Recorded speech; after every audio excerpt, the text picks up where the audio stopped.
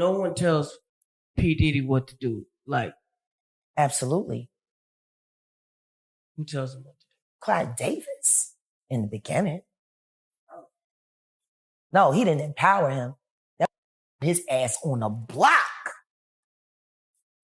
He gave him power. And all he had to do was diddle-dee-dee and diddle-dee-dum. The relationship between Clive Davis and Diddy is interesting because when Diddy's 23 years old, he's making a name for himself. Clive gave him $15 million to start Bad Boy Records. And then later on, they did even a bigger deal where Clive gave him $50 million advance on future earnings. This is 5 years later in 1998. $6 million upfront payment, $700,000 annual salary, and a state-of-the-art recording studio. We're talking $2 million recording studio. This is when he went after Faith Evans. He got Biggie in the early 90s. This is when it started. But there's a relationship with Clive. And it's interesting because Clive later on, they say something may have happened here because Shook said Clive taught him the bad habits. He get part of the government. And I say that because that's why it was so easy to snatch Puffy down. And all the people that they can't say nothing because they're part of it. For decades, the music industry has been built on image. Smiles on red carpets, speeches on award stages, and stories about talent, hustle, and luck. But behind that polished surface, many insiders have long claimed there is another industry operating quietly in the shadows, one that runs on silence, fear, and control. When Jaguar Wright said the words, he kept all the tapes, it immediately caught attention. Not because it sounded shocking, but because it sounded familiar. Like something people had heard before but were too afraid to say out loud. This time, she was not just pointing at Sean Diddy Combs, she was pointing upward toward Clive Davis. Clive Davis is not just another executive. He is one of the most powerful figures in music history. He helped shape careers, decide trends, and control access to opportunity for generations. His influence reaches far beyond any single artist or label. That is why Jaguar Wright's claim hits so hard. According to her, Diddy did not invent the system of power, leverage, and recorded secrets. He learned it, and the person she believes taught him was Clive Davis. This is not about proven facts or court verdicts. This is about patterns, about stories that keep resurfacing over decades, about why certain names always seem protected while others are discarded.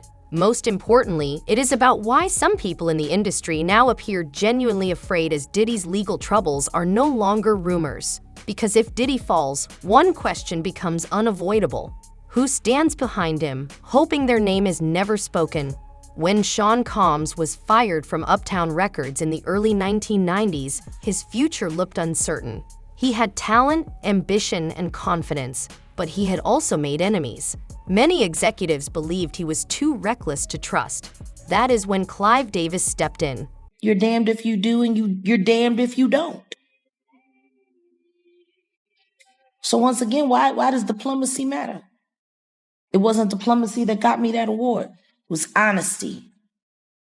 So understand this. You can save your race shame and your race-baited conversations. Ain't nobody worried about y'all.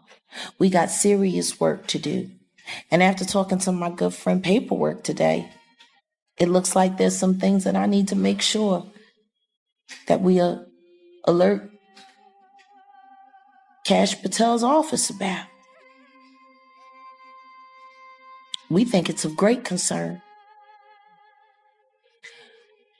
And I'm sure Mary Flynn would agree with me. She knows how dangerous Diddy can be, and with Clive Davis being at the heart of it all, I'm sure that makes it even more egregious. So yeah,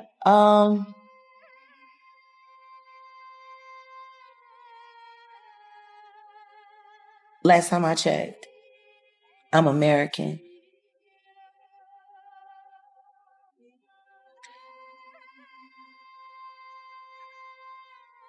Prove I'm not, and then have a problem with it. At the time, Clive Davis was already a legend. He was known as a kingmaker. When he believed in someone, doors opened. When he did not, careers ended quietly. According to public records, Clive provided funding and distribution support that allowed Bad Boy Records to launch successfully after Diddy left Uptown. Diddy has never hidden his gratitude.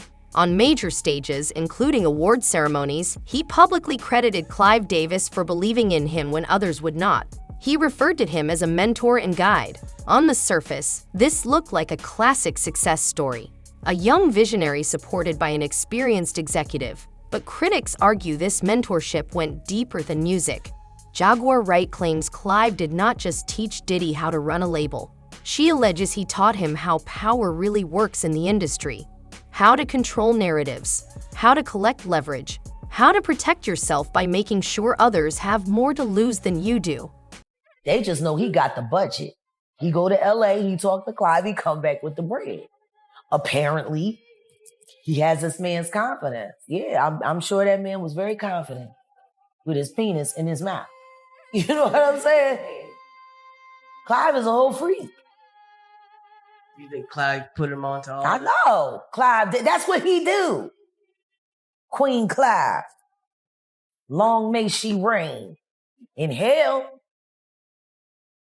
When 50 Cent... Don't nobody want to talk about why R. Kelly's bus was parked in Clive Davis's driveway, why his tour bus was parked in Clive Davis's driveway at the house where the down between Chris and Rihanna. Don't nobody want to talk about why it was filled with video girls who were being trafficked. And he was never questioned by Me Too. Why ain't nobody from Me Too saying anything? They had so much to say about Harvey Weinstein, who's now all his charges is being dropped. So much for their investigation. Guess it was a little paper thing. I don't know. These mad talkative. They was on the news every goddamn day. And then they brought that witch McGowan, fresh off a breakup with Marilyn Manson, feeling low, gave her a cause. You like the with Harvey Weinstein, right? That's real rad. In this version of events, Bad Boy was not just a business opportunity. It was a classroom, and Diddy was a student learning lessons that would shape his behavior for decades. These are allegations, but they are allegations that explain why many insiders believe Diddy's rise was not accidental and why his methods appeared unusually calculated from the very beginning. So no one tells P. Diddy what to do. Like, Absolutely. who tells him what to do? Clive Davis in the beginning. No, he didn't empower him. That ass on the block. He gave him power. And all he had to do was diddle-dee-dee and diddle-dee-dum. Like, he wasn't going to tell Gene and them that's how he was getting the money. Let's be real about that. You think he was going to admit to these we went to school with, who essentially he asked to come to make his G official? Like you heard him say, Christopher Williams Street, Pete Rock, I'll Be Short. They could. You know what I'm saying? Gene Deal. Like, ain't nobody looking at how Puff positioned himself. There was a wall of protection and talent and brilliance around him. Nobody had to look at him for real, for real. And the truth is nobody did. Everybody laughed and joked about him dancing like a in all them goddamn videos. Twirling around in circles and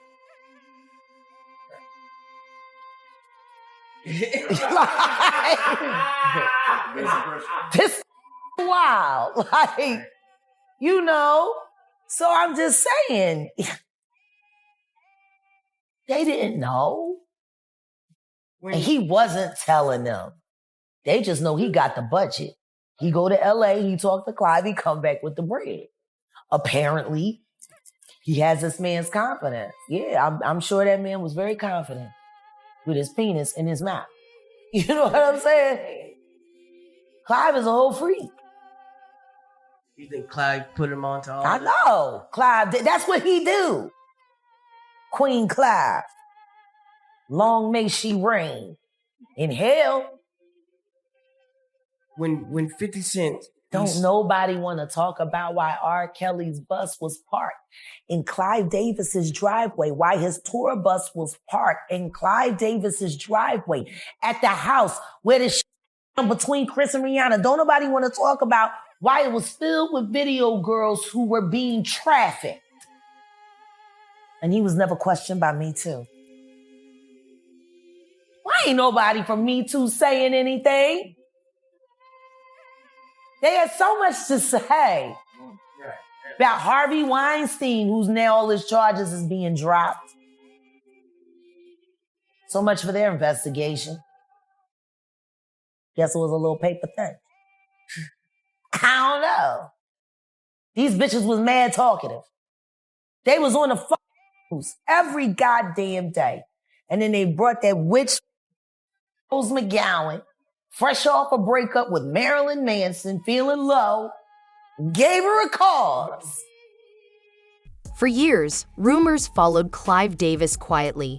They rarely reached mainstream headlines, but they circulated consistently within industry circles. Stories about favors, power dynamics, and relationships that went beyond contracts and boardrooms. When Clive Davis publicly came out as bisexual later in life through his memoir, many people said it confirmed what had long been whispered. He spoke openly about male partners, but he deliberately protected their identities. That decision only increased speculation. Some allege that one of those protected relationships involved Diddy during the early years of Bad Boy Records. Claims emerged suggesting that the financial backing and industry access Diddy received came with unspoken expectations. These allegations were never proven, but they were repeated by multiple figures over time. Suge Knight publicly claimed that other executives confirmed a deeper relationship between Clive and Diddy. He went further, suggesting Diddy was shaped by exploitation, and later repeated those same behaviors once he gained power. Jaguar Wright supports this narrative. She argues that abuse in the industry is often generational. According to her, those who survive it are sometimes taught to become enforcers rather than victims. Can't let Bank of America go out of business. We can't let these guys go out of business. Is Biggie part of the too big to fail, or are there people way above Diddy that are part of the too big to fail that they'll always be protected, specifically when you say higher ups? Well, you got to look at it like this. Puffy is one of those black guys who's probably more fear of white America than black America. We feel in black America, we pass all that. They can't get to him. In white America, you got to show them some respect. Are they going to spank him on his ass? Especially now, because when you really look at it, Ciroc was a great company that gave Puffy opportunity. I think he gave him $1,000 to get in, and then he was able to make all this money, and then he wanted more and more and more. And the first time, they didn't allow him to throw a tantrum, even with the stuff that people hit in with probably. So he told them, "Hey, you racist, you motherfuckers." They say, "Yeah." You know, I often say that I was raised in Compton, but I was made in Vegas at UNLV. UNLV taught me the opportunity to be around people that was business-minded, that was loyal, that was happy. And that's where my lessons came from. So I understand business better than most people. That's why I ain't never been in no damn videos. So at the end of the day, when Puffy went at the alcohol business, I used to play football with John Kennedy Jr. almost every weekend. One of the best guys I ever met and hung out with. We used to play football. But that being said, he come from a bootlegger family. Most of the big guys come from a bootlegger family. You know, the alcohol before it was legal. These guys is smart enough to be humble, but wide enough to be aggressive tough. So when Puffy challenged him, and they knew Puffy lived in a glass house, his house came tumbling down because those rocks was coming through that glass house. On the simple fact, when he called those guys racist, and they knew he had those secrets, those hidden secrets, they ain't just found out that the things Puffy was doing. They ain't just found out how the industry is. They haven't just found out how they pick and choose. They're part of the government. And I say that because that's why they were so easy to snatch Mother Puffy down. And all the people that Puffy, they can't say nothing because they're part of it too. There is no verified evidence confirming these claims. What unsettles people is how consistently the same story appears, told by different voices across different years with similar details. It raises a disturbing question. If these rumors were completely false, why have they never disappeared? Davis, of course, everybody knows the music mogul, record executive, and everything. And when that story came out, what Suge Knight said about Puffy and everything, Clive Davis's people said, "Oh, Suge Knight's a disgraced felon." And then it got me thinking. I remember 20-some years ago, David Stern said the same thing about Tim Donahue, the referee who betted on games and got in trouble. And out of his mouth was, "Well, he's a felon." And they like to throw that word around to say that people who got convicted of something serious, that they can't ever come back into society, that they can't ever have another opportunity. That's a nice way of brushing them off. However, they never address the elephant in the room. And so when Clive Davis said that about Suge Knight, Suge was talking about the 90s, talking about what he heard, what he knew, what was making the rounds. You know, I tell anybody this, Puffy wasn't some great producer or composer. He wasn't Teddy Riley. He may have grew up in certain areas as Teddy Riley. He wasn't Teddy Riley. So how did he get a credit of a $70 million credit limit on Arista Records to start Bad Boy? You do the wonder and the math. How you get a credit limit when you're not a producer, you're not a singer, you're not a rapper, and you're kind of comical with your dance routines. So you tell me what happened. Something strange. Tim Donahue, NBA ref. Yes, obviously, Bad Known Games, Rasheed Wallace addressed that and all that, and all the bookies, etc. And he did his time. We always look at the NBA, know stuff be fixed and fake. We know superstars, people have been getting calls for years. We know that they want a market to be a market. And those who remember 20 years ago, the Lakers' last run when Shaq and Kobe, and it was Carmelo and Gary Payton and Phil Jackson, with Derek Fisher and Rick Fox. What came out of David Stern's mouth? He said, if I had my way, it'd be LA versus LA. It's about market to market. Yeah. See, when people tell the truth, I don't care if they have been convicted of something or not. Facts is facts.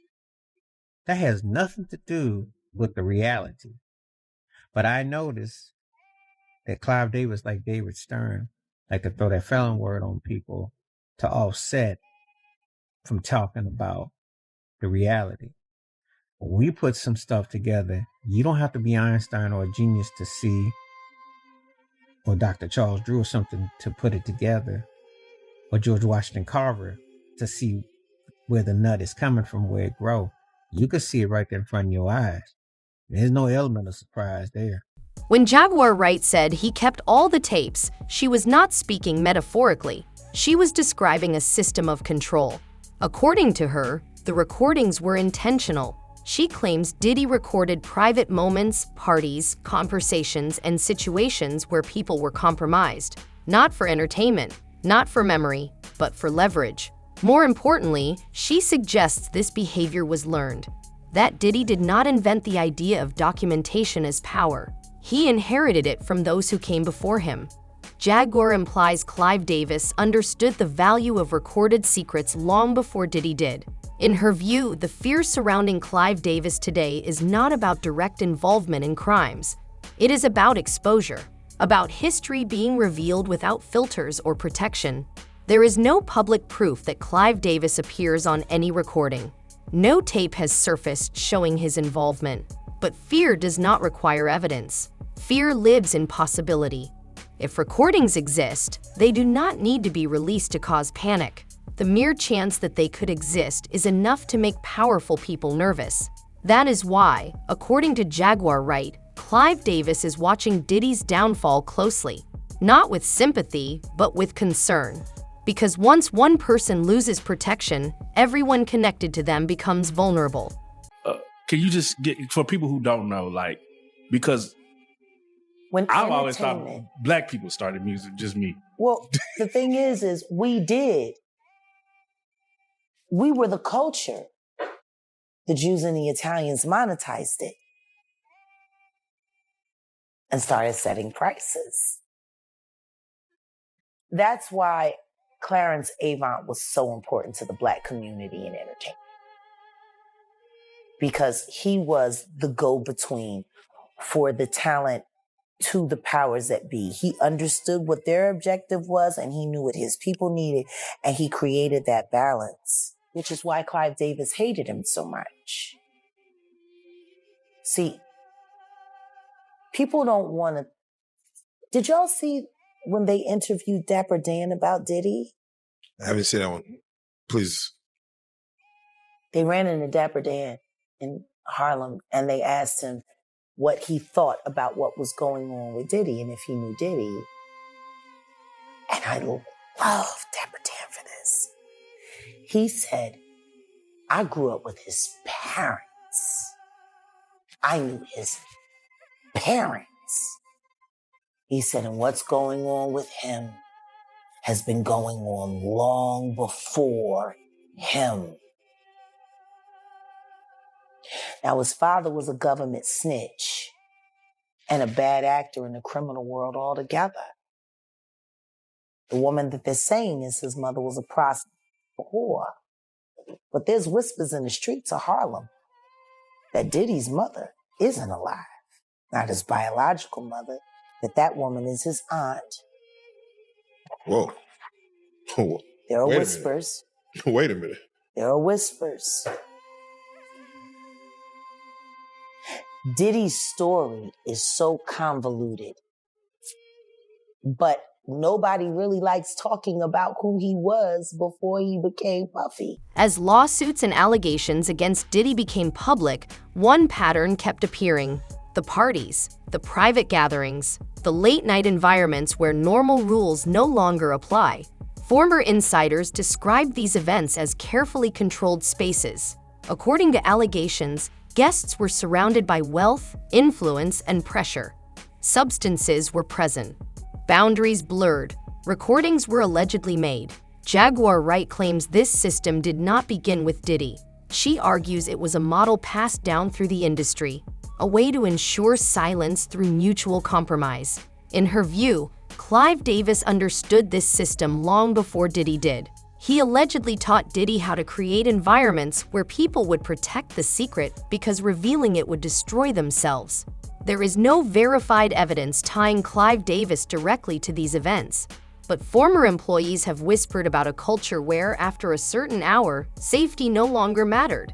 The relationship between Clive Davis and Diddy is interesting because when Diddy's 23 years old, he's making a name for himself. Clive gave him $15 million to start Bad Boy Records. And then later on, they did even a bigger deal where Clive gave him $50 million advance on future earnings. This is 5 years later in 1998. $6 million upfront payment, $700,000 annual salary, and a state-of-the-art recording studio. We're talking about $2 million recording studio. This is when he went after Faith Evans. He got Biggie in the early 90s. This is when it started. But there's a relationship with Clive. And it's interesting because Clive later on, they say something may have happened here because Shook said Clive taught him the bad habits. And later on, Clive comes out and says the following. Yes, record mogul Clive Davis has identified as being by he publicly revealed in his memoir, this is not allegedly, he said it, the soundtrack of my life. At the age of 80, he also discussed in an interview with Katie Couric, expressing the hope that his coming out would contribute to greater understanding of bipality. This kind of system explains why so many powerful names remain silent. Silence becomes survival.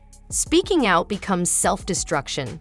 Whether these claims are true or not, They reflect a broader belief that the music industry rewards loyalty to power more than truth. Not every artist accepted this system quietly. Some fought back, and when they did, the consequences were often severe.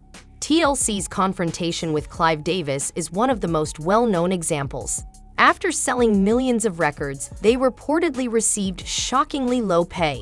Their frustration led to a direct confrontation at Arista Records. They demanded answers. They demanded respect. Jaguar Wright connects this moment to a larger pattern.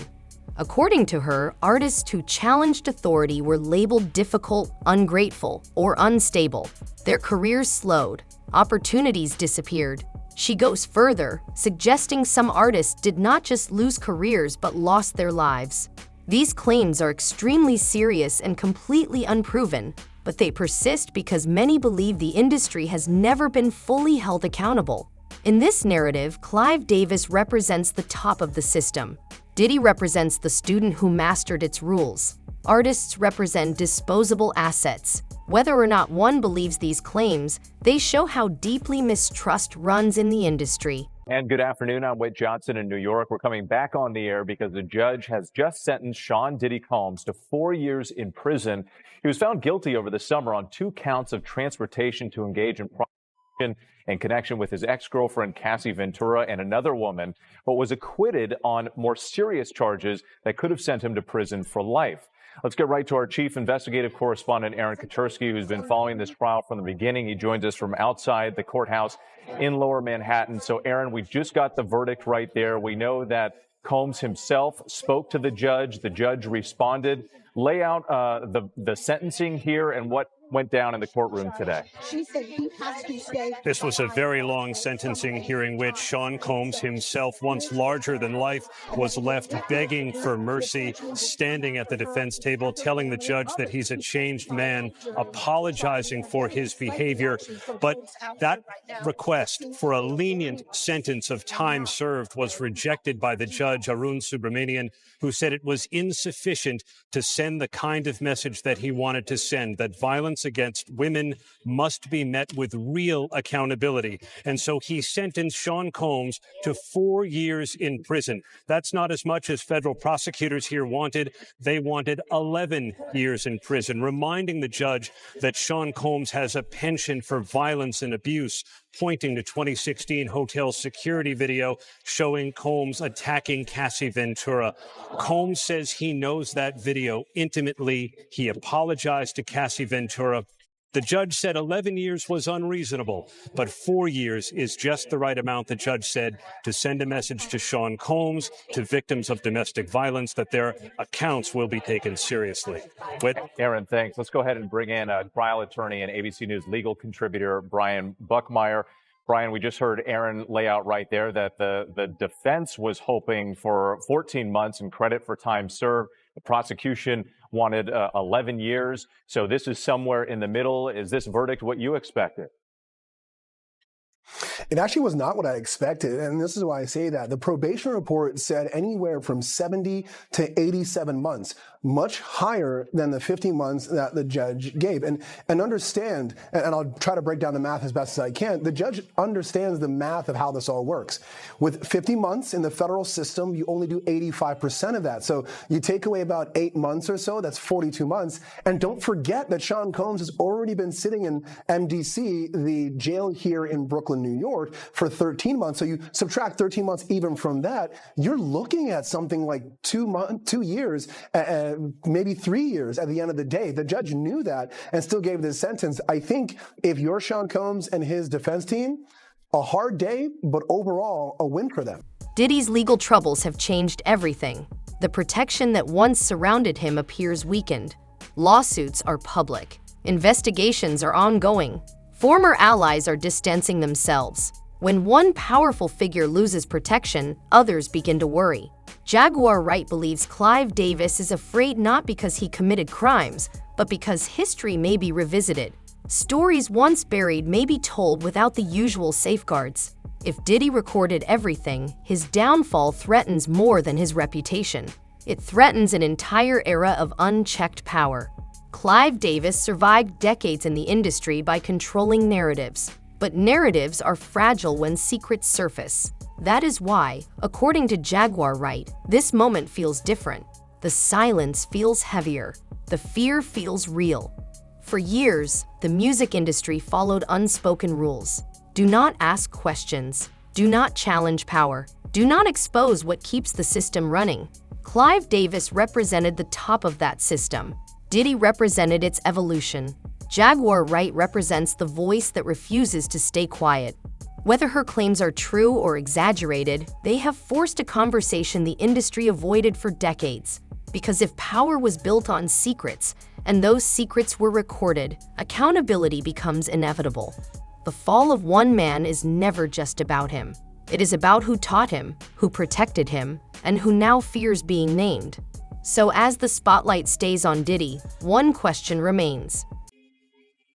Yes, there were shrines used for rituals. There's bloody places. There's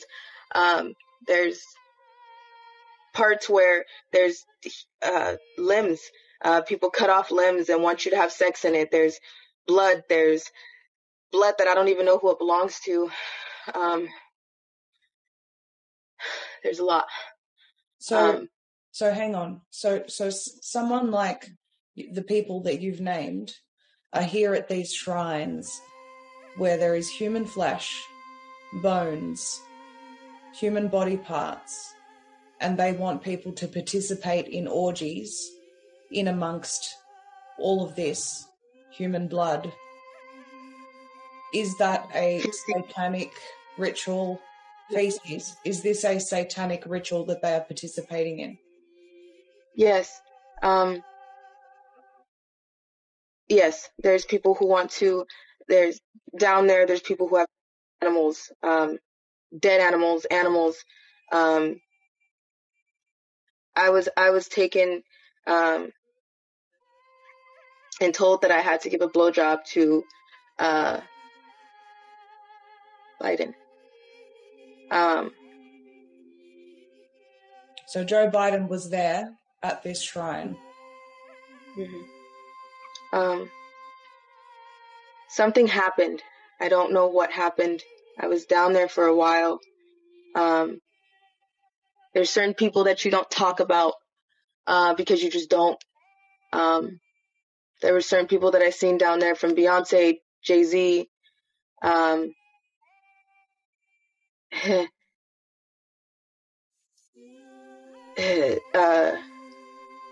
You don't tell on P. Diddy, but P. Diddy.